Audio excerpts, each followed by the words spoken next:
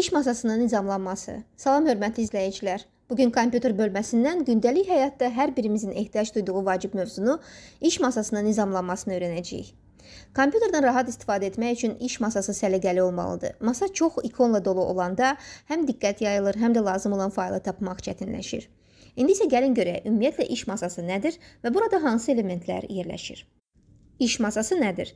İş masası kompüter açıldıqda istifadəçinin qarşısına çıxan əsas ekran və bütün fəaliyyətlərin başladığı bir məkandır.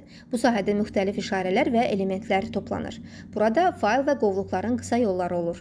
Onlar tez-tez istifadə etdiyiniz sənədlərə daha sürətli daxil olmağınıza imkan verir.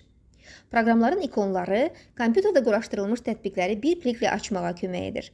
Səbət Recycle Bin silinmiş faylların müvəqqəti saxlandığı yerdir və lazım olduqda bərpa etmək mümkündür.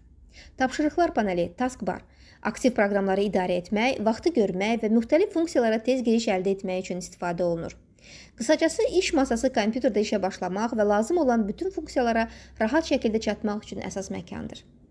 İş masasının nizamlanması niyə vacibdir? İş masasının səliqəli olması istifadəçiyə bir çox üstünlüklər verir. Lazımi sənədləri tez tapmaq olur. Beləliklə vaxt itirmədən işə başlamaq mümkündür. Kompüter daha səliqəli və peşəkar görünür. Bu isə istifadə rahatlığını artırır. İş prosesində qarışıqlıq azalır, diqqətin yayılması və səhv ehtimalı minimuma enir. Dərslər, layihələr və digər tapşırıqlar zamanı vaxt itkisi azalır, çünki hər şey öz yerində olur və asan tapılır. Yəni nizamlı iş masası həm rahatlıq, həm də yüksək məhsuldarlıq deməkdir. İş masasını necə nizamlamalı?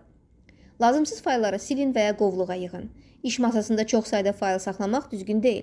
Lazım olmayan sənədləri silin, qalanlarını isə uyğun qovluqlara bölərək səliqəli şəkildə yerləşdirin.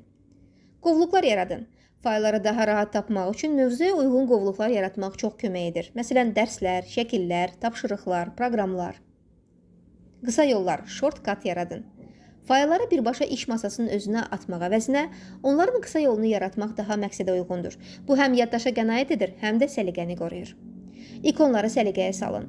İkonların qarışıq görünməməsi üçün onları müəyyən sxem üzrə düzəltmək olar. Bunun üçün sağ klik, sort by, ad, tarix və ya növ seçimlərindən birini seçə bilərsiniz. Arxa fon seçimi. Göz yorucu olmayan sadə və açıq rəngli fon seçmək diqqətin daha yaxşı cəmlənməsinə kömək edir. Həddindən artıq rəngarəng şəkillərdən istifadə etmək məsləhət görülmür. Taskbardan istifadə edin. Tez-tez istifadə etdiyiniz proqramları taskbara bərkidərək daha sürətli açmaq mümkündür. Bunun üçün sağ klik, Pin to Taskbar seçmək lazımdır. İndi isə mövzu ilə bağlı test suallarına baxaq.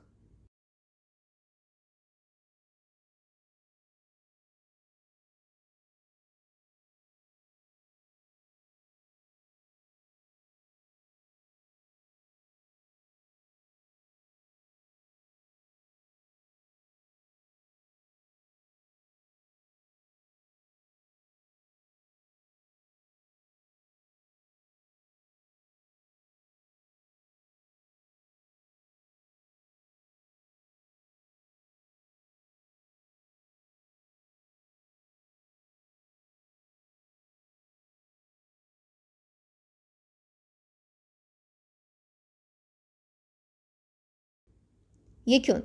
İş masasının səliqəli olması kompüterdən rahat və effektiv istifadə üçün çox vacibdir. Fayl və qovluqlar öz yerində olanda həm iş daha asan olur, həm də vaxt itirmədən lazım olanı tez tapa bilirsiniz.